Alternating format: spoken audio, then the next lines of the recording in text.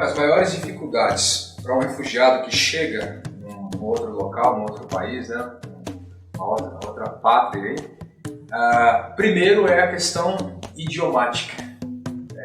Isso é muito complexo, até para aqueles que falam espanhol, por exemplo. É principal a língua.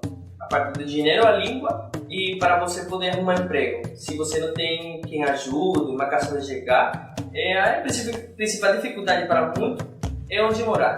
Também, como falar e os documentos. São a principal dificuldade que a gente percebe. E aqueles que vêm do Oriente Médio, por exemplo, no Brasil, a questão do idioma é muito complexo. Por quê? Porque ele precisa do idioma para ter autonomia, no final das contas, para trabalhar. Ele precisa ser entendido e entender.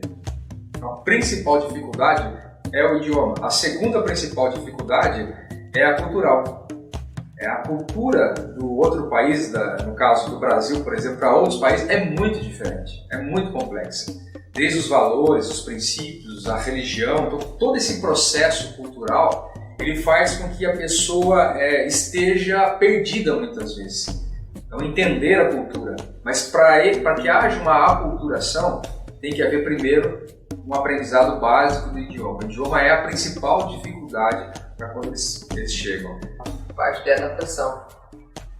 Bom, para mim, como sou jovem, eu adaptei rápido, mas para meus pais, que a dificuldade para eles, como são acima da idade, era difícil, a comunicação, o idioma bem difícil, então era difícil para meus pais, mas que para mim.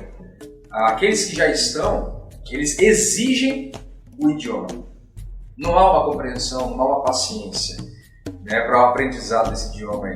Então eles exigem que haja uma compreensão idiomática para depois haver um certo avanço na adaptação dele. Então, o principal ponto é esse, poucas oportunidades para que se aprenda o idioma. Muito brasileiro acredita que porque você fala espanhol vai entender português, mas é mentira.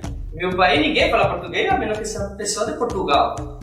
Então ninguém fica preocupado em aprender a língua do português, por exemplo. Então quando você decide vir para o Brasil, você pensa, a dificuldade maior é falar português.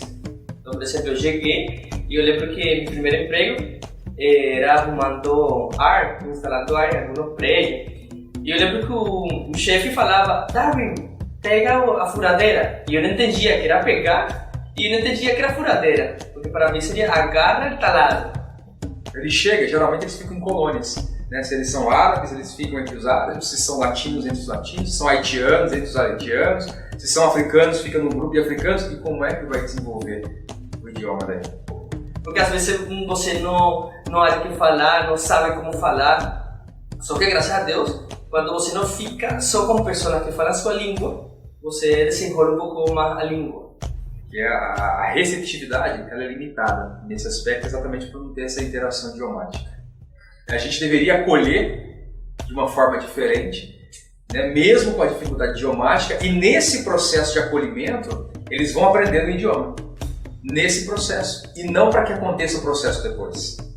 O processo de acolhimento já deve gerar o aprendizado idiomático. E aí fica tudo mais funcional, mais gostoso, mais legal também. Fica prazeroso até para o próprio refugiado se inteirar na própria cultura brasileira.